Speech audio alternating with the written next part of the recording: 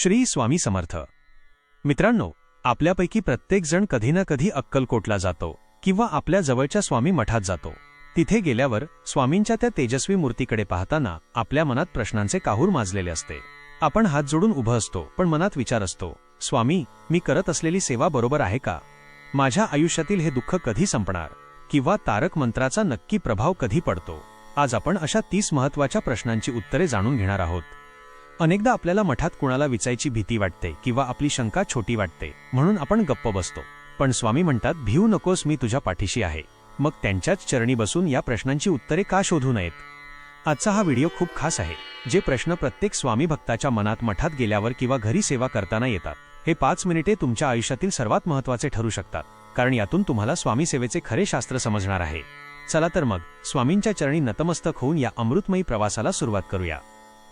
प्रश्न पहिला, स्वामी, संकटाच्या वेळी मी तुमचा तारक मंत्र किती वेळा म्हणू? उत्तर, तारक मंत्र म्हणजे केवळ शब्द नाहीत, तर ते स्वामींनी दिलेले सुरक्षा कवच आहे.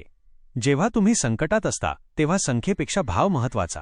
तरीही शास्त्राप्रमाणे दिवसातून किमान 3, 11 किंवा 21 वेळा श्रद्धेने हा मंत्र म्हणावा. तुम्ही जेव्हा तो पूर्ण एकाग्रतेने म्हणता तेव्हा तुमच्या सभोवताली एक सकारात्मक ऊर्जा निर्माण होते, जी तुम्हाला संकटातून बाहेर काढते. प्रश्न दुसरा, सुतकात किंवा मासिक पाळीत स्वामींची सेवा करता येते का? उत्तर, शास्त्रानुसार या काळात मूर्तीला स्पर्श करू नये. मात्र तुम्ही मनातल्या मनात नामस्मरण करू शकता. स्वामींच्या भक्तीत मनाची शुद्धता महत्त्वाची आहे. प्रश्न तिसरा, जप करताना माझी माळ कशी असावी आणि मी ती कशी ओढू? उत्तर, स्वामींच्या नामस्मरणासाठी रुद्राक्षाची किंवा तुळशीची माळ सर्वोत्तम आहे. जप करताना एक गोष्ट नेहमी लक्षात ठेवा, तुमची तर्जनी पहिले बोट माळेला लावू नका, कारण ते बोट अहंकाराचे प्रतीक मानले जाते. अंगठा आणि मधल्या बोटाचा किंवा अनामिकेचा वापर करून मणी ओढावा. यामुळे जपाची पूर्ण शक्ती तुमच्या शरीरात साठवली जाते. प्रश्न चौथा, स्वामी समर्थांचा मूळ मंत्र कोणता? उत्तर, श्री स्वामी समर्थ हा 6 अक्षरी महामंत्र आहे. हा मंत्र उच्चारायला सोपा आणि अत्यंत शक्तिशाली आहे. प्रश्न पाचवा, नैवेद्य दाखवताना कोणत्या गोष्टींची काळजी घ्यावी? उत्तर, स्वामींना पिठलं भाकरी खूप आवडते असे मानले जाते. नैवेद्य सात्विक असावा आणि तो दाखवण्यापूर्वी त्यावर तुळशीपत्र ठेवावे. प्रश्न 6वा, गुरुचरित्र किंवा स्वामीचरित्र सारामृत वाचनाचे नियम काय? उत्तर, हे ग्रंथ वाचताना शुचिर्भूत होऊन शक्य असल्यास एका आसनावर बसून वाचावे. 7 दिवसांचे पारायण करताना काही पथ्ये पाळणे उत्तम असते. प्रश्न 7वा, स्वामींच्या फोटोसमोर कोणता दिवा लावावा? उत्तर, गाईच्या तुपाचा किंवा तिळाच्या तेलाचा दिवा लावणे शुभ मानले जाते. दिवा दक्षिण दिशेला तोंड करून लावू नये. प्रश्न 8वा, चोळप्पांसारखी निस्सीम भक्ती म्हणजे काय? उत्तर, चोळप्पांनी स्वामींची सेवा कोणतीही अपेक्षा न ठेवता केली. भक्तीत अहंकार नसावा, फक्त प्रेम आणि श्रद्धा असावी. प्रश्न 9वा, भिऊ नकोस, मी तुझ्या पाठीशी आहे या वचनाचा अर्थ काय? उत्तर, याचा अर्थ असा की जेव्हा तुम्ही संकटात असता तेव्हा स्वामी अदृश्य रूपाने तुमची परीक्षा घेत असतात आणि तुम्हाला सावरण्यासाठी सदैव सिद्ध असतात. प्रश्न 10वा, स्वामी, मी मठात आलोय, पण तुमची मूर्ती घरात नक्की कुठे असावी? उत्तर, भक्तांनो, हा प्रश्न अनेकांना पडतो. स्वामींची मूर्ती किंवा फोटो आपल्या घरात नेहमी ईशान्य कोपऱ्यात, नॉर्थ ईस्ट किंवा पूर्व दिशेला असावा, कारण ही दिशा ईश्वरीय ऊर्जेची दिशा आहे.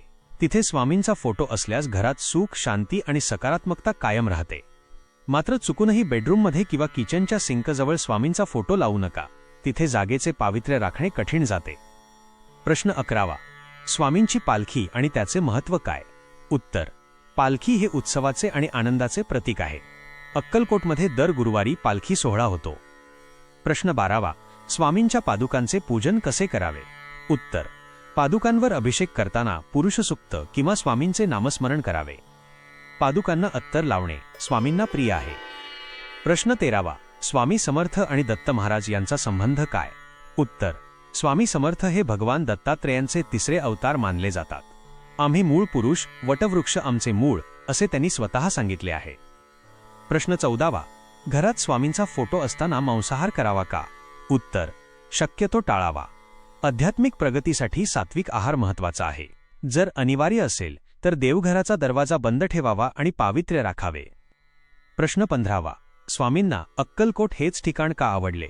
उत्तर, स्वामी त्यांच्या प्रवासात अक्कलकोटला आले आणि तिथेच स्थिर झाले. ती त्यांची कर्मभूमी बनली. प्रश्न 16वा, नामस्मरण करताना माळ नसेल तर काय करावे? उत्तर, माळ नसेल तर हाताच्या बोटांवर करमाळेवर मोजून जप करावा. किंवा केवळ मानसिक जप करावा? स्वामींना भाव महत्त्वाचा वाटतो. प्रश्न 17वा. तारक मंत्र कोणत्या वेळी म्हणणे सर्वात जास्त फलदायी आहे? उत्तर: ब्राह्ममुहूर्तावर, पहाटे 4 ते 6 किंवा सायंकाळी दिवे लागणीच्या वेळी. प्रश्न 18वा. स्वामींच्या सेवेसाठी आसन कोणते असावे? उत्तर: लोकरीचे किंवा कुशाचे आसन उत्तम मानले जाते. आसन जमिनीपासून थोडे वर असावे. प्रश्न 19वा. स्वामींच्या नैवेद्यात तुळशीचे पान का असावे? उत्तर: तुळस ही विष्णूची प्रिय आहे आणि स्वामी हे विष्णू स्वरूपही आहेत. तुळशीपत्रामुळे नैवेद्य शुद्ध आणि ईश्वराला स्वीकारार्ह होतो. प्रश्न 20वा. स्वामींचे वटवृक्ष मंदिर आणि त्याचे महत्त्व काय? उत्तर: स्वामी अक्कलकोटमध्ये अनेक वर्षे वटवृक्षाखाली बसले होते. तो वृक्ष आजही भक्तांच्या मनोकामना पूर्ण करतो. प्रश्न 21वा. नवीन व्यवसाय सुरू करताना स्वामींची कोणती सेवा करावी? उत्तर: व्यवसायाच्या ठिकाणी स्वामींचा फोटो लावावा आणि दररोज स्वामी चरित्र सारामृताचा किमान एक अध्याय वाचावा. प्रश्न 22वा. आजारपणात कोणती सेवा करावी? उत्तर: श्रद्धेने तारक मंत्र म्हणावा आणि स्वामींच्या अंगारा विभूती कपाळाला लावावी व पाण्यातून प्राशन करावी. प्रश्न 23वा. स्वामींना श्रीफळ नारळ अर्पण करण्याचे महत्त्व काय? उत्तर: नारळ हे अहंकाराचे प्रतीक आहे. ते स्वामीचरणी अर्पण करणे म्हणजे आपला अहंकार समर्पित करणे होय. प्रश्न 24वा. घरात स्वामींचा फोटो कुठे नसावा? उत्तर: बेडरूममध्ये, शक्यतो किचनच्या सिंकजवळ किंवा कचरापेटीजवळ फोटो नसावा. प्रश्न 25वा. स्वामी समर्थ या नामाचा अर्थ काय? उत्तर: स्वामी म्हणजे जो सर्व विश्वाचा अधिपती आहे आणि समर्थ म्हणजे जो काहीही करण्यास पूर्णपणे शक्तिमान आहे. प्रश्न 26वा. स्वामींनी सांगितलेले कर्माचे महत्त्व काय? उत्तर: केल्याने होत आहे रे, आधी केलेची पाहिजे. स्वामींनी आळसाचा त्याग करून कर्म करण्यावर भर दिला आहे. प्रश्न 27वा. स्वामींची काकड आरती कधी होते? उत्तर: पहाटे सूर्योदयापूर्वी स्वामींना उठवण्यासाठी काकड आरती केली जाते.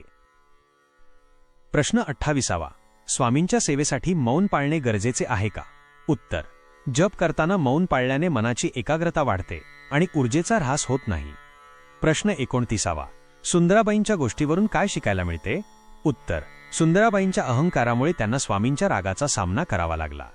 यातून कळते की भक्तीत अधिकार गाजवू नये. प्रश्न 30वा. चॅनेलच्या माध्यमातून स्वामी सेवा कशी घडते? उत्तर: लोकांपर्यंत स्वामींचे विचार आणि माहिती पोहोचवणे ही सुद्धा एक प्रचार सेवा आहे.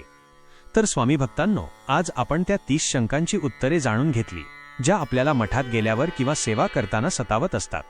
मला खात्री आहे की या उत्तरांमुळे तुमची स्वामींवरील श्रद्धा अजून दृढ झाली असेल आणि तुमच्या मनातली द्विधा मनस्थिती आता संपली असेल. पण एक गोष्ट नेहमी लक्षात ठेवा, सेवा कोणतीही असो, ती शास्त्रोक्त असण्यापेक्षा भावपूर्ण असणे जास्त महत्त्वाचे आहे. तुम्ही जरी दिवसातून फक्त एकदा श्री स्वामी समर्थ म्हटले, पण ते जर मनापासून असेल, तर स्वामी नक्कीच तुमच्या हाकेला धावून येतील. कारण ते केवळ अक्कलकोटमध्ये नाहीत, तर ते तुमच्या विश्वासात आणि तुमच्या कर्मात आहेत. भक्तांनो, तुमच्या मनात अजूनही काही शंका असतील तर खाली कमेंट बॉक्समध्ये नक्की विचारा. मी त्या प्रश्नांवरही पुढचा व्हिडिओ बनवण्याचा प्रयत्न करेन. आणि हो, कमेंटमध्ये श्री स्वामी समर्थ लिहायला विसरू नका, कारण तुमचे एक नामस्मरण तुमच्या आयुष्यात सकारात्मक बदल घडवू शकते. जर तुम्हाला हा व्हिडिओ मोलाचा वाटला असेल तर तुमच्या इतर स्वामी भक्त मित्रमैत्रिणींना आणि नातेवाईकांना तो नक्की शेअर करा, जेणेकरून त्यांचीही सेवा अचूक होईल. चॅनलवर नवीन असाल तर सबस्क्राईब करा आणि बेल आयकॉन दाबा, कारण अशाच नवनवीन कथा आणि स्वामींचे अनुभव मी तुमच्यासाठी दररोज घेऊन येत असतो. चला तर मग आज इथेच थांबूया. पुन्हा भेटू एका नवीन विषयावर. तोपर्यंत स्वामी नामात दंग रहा.